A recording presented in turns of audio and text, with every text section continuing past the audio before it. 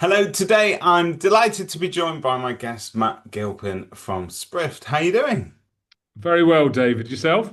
Yeah, really well, thank you. Really well. Can I just say, I'm a big fan of the reports. I am a self-confessed Sprift addict. Never a bit been on board pretty much since the beginning. Never really given up.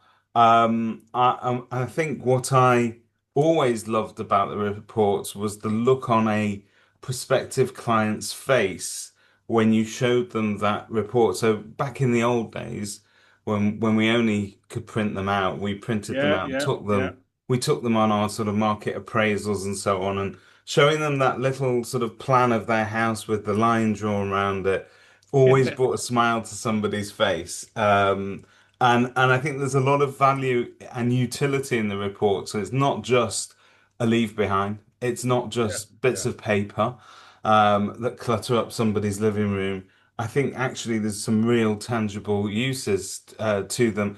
And Mm. I'm pleased to say, in its new iteration, it seems like it's able to do more and more and more. So I'm going to stop talking and hand over to you so that you can tell us what we can expect. Firstly, very kind of you to say that about our reports, and yeah, and it's it's very interesting looking at the usage and I suppose the usage stats. So which agents will use the PDF, as you say, will print them out. It's the coffee table leave behind.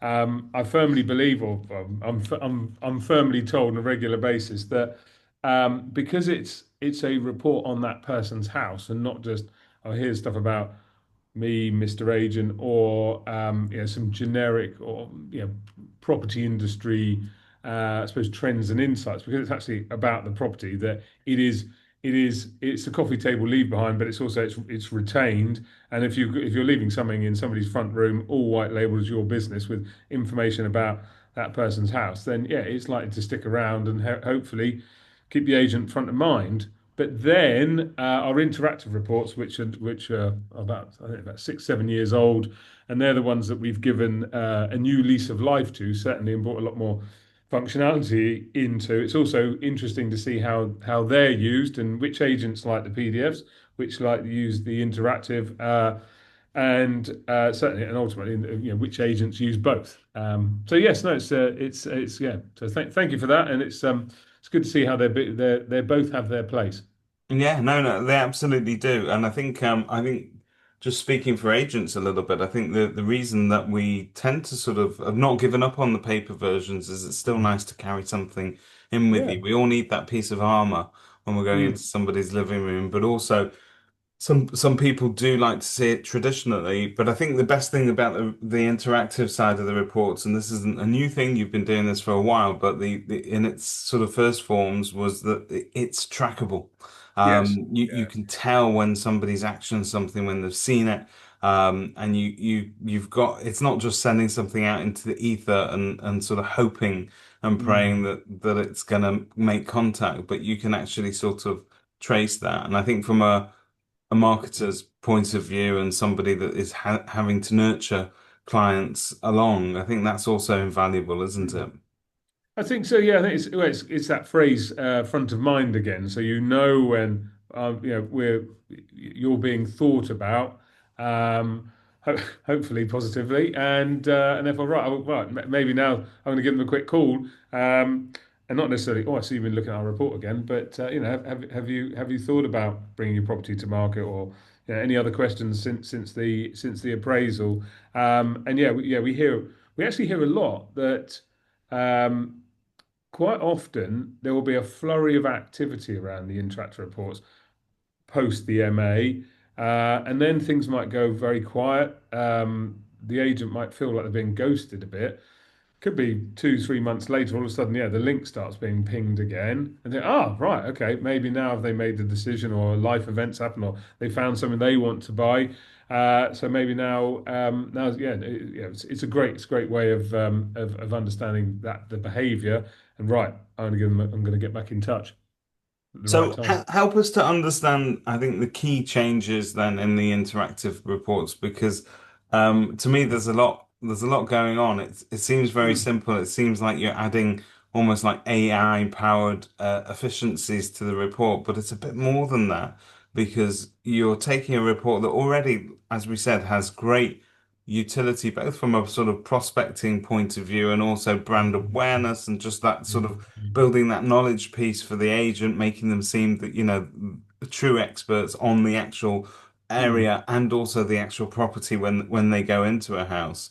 But this takes it one step further and can also generate income and help you build a referral network as well at the same time, which I think is so overlooked in mm, agency. mm. That yes, selling and letting houses is what we do to kind of keep the bread and butter on the table. But I Yeah, yeah. think everything else that adds to our bottom line can actually be a very lucrative income source, and we should never discount it because it's almost like a that method of referral is always a two-way street. It goes both Mm. ways, and it helps to sort of build a little business community around you, where yes, you're able to earn almost Yes, right. passively off these Yeah, things. So yeah. maybe explain it for somebody that hasn't seen it in action. Yeah, so I think if we go, it all comes, it all stems back to the original, the reason why of Sprift. So when when Sprift started, nobody was pulling together property-specific data, comparables, pushing it into a report that could help, or push it into a dashboard, and then from the dashboard build client reports that ultimately save time, help you win business, differentiate your business. Yeah, there are clear benefits up front, but the reason the reason why of Sprift was actually that if you could present more information up front, which obviously now that's become very topical and trendy, upfront material Yeah, information. But back then, yeah, it wasn't being spoken about as much as it is now. But if you could present that up front, could you reduce transaction times? Could you reduce fall through rates? And ultimately, could you help the vendor achieve a higher percentage of asking price? Um, and those were kind of the three questions we were asking, and we put together an MVP product and went out to industry and said, look, we've done this because we think this. What do you think? Unfortunately, we got a deluge of feedback, not all of it positive, and some people, oh, of course, don't want to do anything with that, or I wouldn't want to be as transparent as that with information. But fortunately, the majority of the people we spoke to thought, yeah, there's something in this, and helped us refine the product. And whilst our initial route to market was very clearly estate agents, because they're the first property professional really through the door when a transaction's likely to come together, um, it's always been important that Sprift becomes that single source of truth. So all parties to a transaction at outset can go, is that what you think you're buying? Is that what you think you're selling? Is that what you're going to be doing the legal work on? Is that what you're going to be valuing? Is that what you're arranging finance yeah, on, etc., etc. Um, so um, so obviously Sprift, as we've evolved and the products evolved, the platforms evolved, estate agencies is our big core market, but we've now got lots of mortgage brokers using the platform, surveyors and conveyancers. So as we've been working with the all those the other sectors of the market, we've been learning, what actual information do they want, what would they want to see in their reports, and of course, then you start to we find ourselves at the crossroads or at the sort of the eye of the storm, if you like, where actually the estate agents want to use it to introduce their preferred partners, and we've had a lot of conveyancers using our reports to as a way to almost to I suppose attract estate agents or win business, win that referral from the estate agent. So I thought, well, actually, what we really need to do then is, because it's key to our key to the Sprift DNA that all eyes need to be on this information up front. That then let's actually provide a place in our reports where all these referral partners can sit. Of course, it's also at a time where a lot of the feedback has been that certainly with agents that with everything else they're trying to handle, spending time concentrating on making the referrals or just even asking the question, do you have a mortgage advisor? Who are you thinking of using for your legals on this? If they're time starved, those are conversations that sometimes don't always happen, or when they do, quite often they'll be quite late in the process. So, again, what we're trying to do here, and what we've recognized is if we look at agency income, house prices aren't particularly on the move at the moment. Neither are the fees being charged, but we all know that expenses to the business, be it rates, other subscriptions, salaries, employer national insurance, that's all on the rise. So profitability is being squeezed. So if we can actually really drive more referral income back into the agency, then it ultimately can help maintain profit levels or profit margins. So that's where it's helping from an overall transaction point of view by making sure that all eyes are on the report and the key information up front, but also, yes, it's ensuring that agents get as much of the referral income as they can. I mean, that's just one of the things we put into this interactive report. But yeah, that's the And big view. as Uh, I understand it, the agents can choose who to refer in there, so that it's not forced upon them. It's not you yeah, telling yeah, them you must use this list of people. They can actually sort of use it to almost mimic their real life. I mean, it should do, yeah, shouldn't it? yeah, yeah, Their exactly. real life support network in terms of who they get their business from. Yeah, it's chicken or beef. So certain agents will go, yeah, I've got a partner for that, that, and that. So great, they go in there, and and we stress a lot that literally that referral, that lead, if you like, will only go to the whoever um, they state, Yep. and it's not, it's not, it doesn't go out to some kind of open marketplace. And that's very very tightly controlled. But if they haven't got a referral partner or preferred partner, then we've got a network of businesses that are very keen to take the referral and pay handsomely for it. Okay, So yeah, so excellent. really That in place makes, for I think, makes like life a lot easier. that. So going back to the other features of the report, um, one of them that I think is quite, it almost feels like a no-brainer. It really is how we communicate with our clients. So many of us these days use WhatsApp for personal and business messaging. Mhm. You've built that integration almost sort of straight into the reports there, that if they want to get in touch with you, the client has got this option of almost just clicking on it and straight into your DMs, as it were. Yeah. That's really sort of quick route to Mm. sort of cutting through all the noise. Some people they debate whether to pick up the phone, whether to ask a question, but if it's a matter Yeah. of being able just to sort of write a few quick lines, yeah, I'm up for that. Yeah. Yeah, so how's that working? Yeah, it was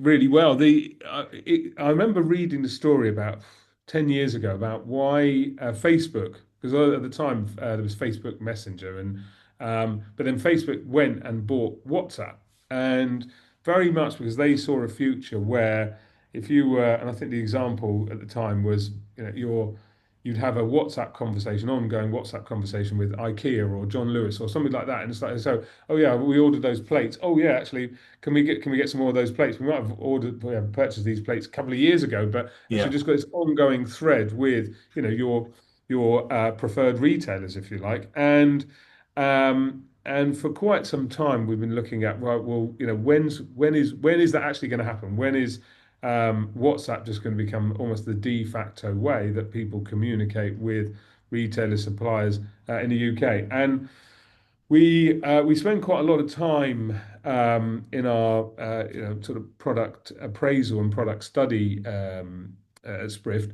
not just looking at the UK market because it can become quite sort of just insular, and going and looking elsewhere. And there's lots of other regions where that have already, they've fully switched over to WhatsApp, and WhatsApp's just embedded in everybody's websites, and you just expect to do everything really through WhatsApp. So we took a poll of clients, and I thought we were going to find less businesses had switched on and were using WhatsApp than we found. So actually found a lot more agents using WhatsApp for Business. So I thought, well, let's put it straight into the reports, because through our previous reports, they could message the agent and it would, open up an email feed. But now being able to have that ongoing conversation with the agent through WhatsApp, that's the stats on it already.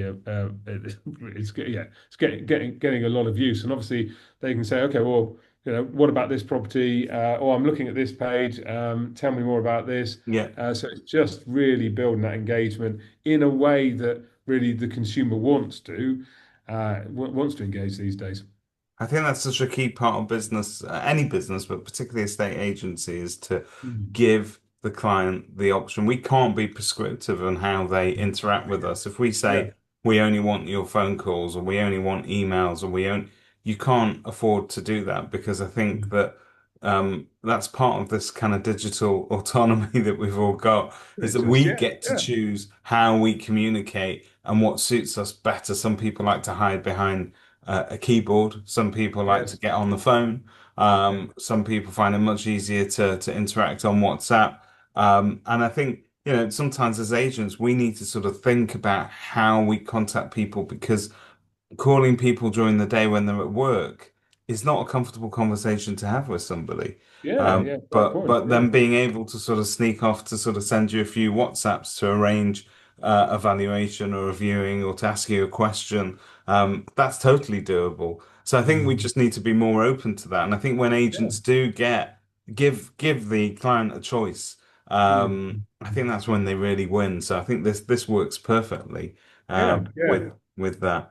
Um, Yeah. I think it's as you said at the start, it's a no-brainer. And yeah, give the people what they want. it's a massive win, massive win. So in terms of the reports, I mean, we spoke about this right at the top of our discussion. Um, you've always been known for great data, great looking reports as well. So the format of them are easy to digest. You don't need to be a property expert necessarily to understand Mm. what's in there. It's sort of an everyman's report or every woman's report to a property in general, and I think there's just so many different ways that they can be used. And obviously, data. We're living in that golden age of data at the moment, where we have now more and more data points than ever We before. I do. think all Yeah. your reports are based on 300 plus points at any one time. There's a lot going on behind the scenes there. Um, and the perfect marriage for data was always going to be AI, Mm. in terms of how that could help us to analyze that data, utilize that data. Explain how you've used AI in these reports. Yes. So as you say, yeah, we AI has not passed us here at Swift. So firstly, we the sheer volume of data we are now handling, ingesting, cleaning, and ultimately a lot of kind of what goes on behind the scenes at Sprift, if you like, is translating all these different data sets. And I think we pulled data in from about 1,200 different sources. Um, and obviously, we've got to translate all of that down to present this clear picture at individual property level. So, the first application actually for AI we use is just around how we're ingesting these huge volumes of data and bringing real accuracy to making sure that okay, well, yeah, we're interpreting the data right and I suppose appending it to the right property. So that's really helped and means that now we can handle more and more data. That said, we have a sort of a so what test at Spriff. So just because we can get this data and we can present it, it's kind of like so what? Are Uh, people really going to I, want to I want like to that. know? The so what Uh, test. Yeah. yeah, exactly. Yeah. So yeah, so and we're obviously mindful that we've got two different audiences. So the platform itself, agents will log in there. Or the property professionals now will log in, and we have to talk to them as a property professional and present the data in a way that they've got the expertise, knowledge. But then when that's distilled down to the client reports, it's obviously got to speak to a consumer who yeah, as you said there, it's got to speak to the every man or woman. AI really helps with that to pull out. Firstly, it pulls out, right, okay, look, what are the unique selling points about this property? So, and it can get really, really quite granular, which is helping the agents as well. Not only say, okay, well, you know, it helps them win the instruction because it can say, look, here's actually all the stuff I've considered around how I think we should market your property. So it spits that out, but it can also help if there is a anything that's maybe disadvantage or a blight to the property. Right, how are we going to handle that? And so AI at speed can just cut through all of that, present everything, and then it's almost helping with the pre-closing of the client to why they're going to use that agent because it's sort of saying, well, look, yeah, here's everything we really need to be talking about how we're going to be marketing your property. And then by going through that, you're already having a conversation about, well, we're going to market it there. Here's where we're going to list it. Any other marketing assets required. So it's helping in that respect. And then what it will also allow then whoever's looking at the report, because the reports aren't just for on the market appraisal for the seller. There's buyer reports, landlord tenant reports. Is obviously then being able those guys then being able to engage with the AI, ask questions about the property market, with guardrails. So, Craig, who's our chief innovation officer, said, "Yeah, we don't want the AI to be answering questions like was Alex Ferguson the best ever football manager?" And stuff. It's got to be relevant for property. It's evident that he was, but that's fine. It's fine. I think we're really feeling that at United now that he's Yeah, gone. exactly. There you Um, go. but no, I see that. I think there does need to be some guardrails when it comes to AI Yes. because Yeah. it can have moments of its own, can't it, really? And I think we have to Absolutely. be Yeah. selective on how we Yeah. deploy it Yeah. and how far we let it go.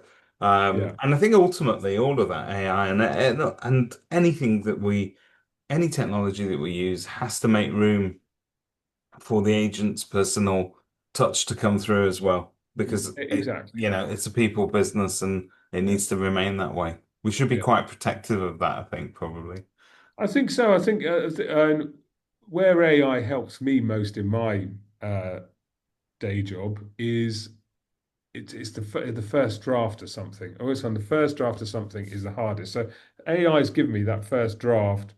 Um, and obviously it's actually got well, be it our data or whatever you're using it for. Just by giving you that first draft, then I can go in, I can mattify it. Brilliant, great. Okay, well that's what that's it's saved me so much time by giving me that first draft. So exactly the way the AI is served up in our report generator, report builder is right. Here's what the AI comes up with, and of course then the agent can go in and go, yes, no, I want that. I can change that.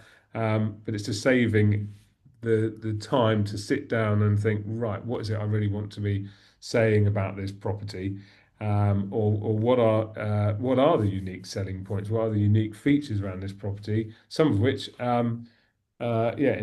time-starved agents might not have even thought of. So, that whole co-pilot coming up with the first draft, that's exactly what it's doing at the moment. And yeah, we probably have got maybe the guardrails on it, maybe more extreme, and that can be relaxed over a period of time. But it's better to be safe than sorry at this time. But certainly, yeah, it's for the agent to then finesse and personalize more. Oh, fantastic. So, I mean, it seems to be like there's a host of different features over here. And you can sort of take anybody that hasn't seen a Sprift report in action, book a demo with these people. They understand what they're doing. They'll take you through the system, show you how it can be used just to support you in terms of your own knowledge and prepared being prepared to go into people's houses and talk from a position of strength. Um, but it's also going to sort of help you to win instructions. It can also be utilized as a prospecting tool.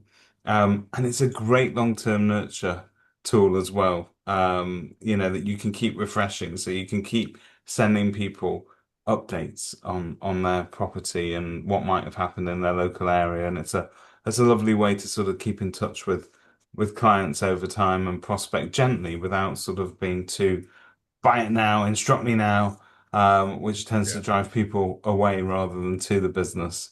Mm. So what's next for Sprift then, Matt? What does the road look like? I think well.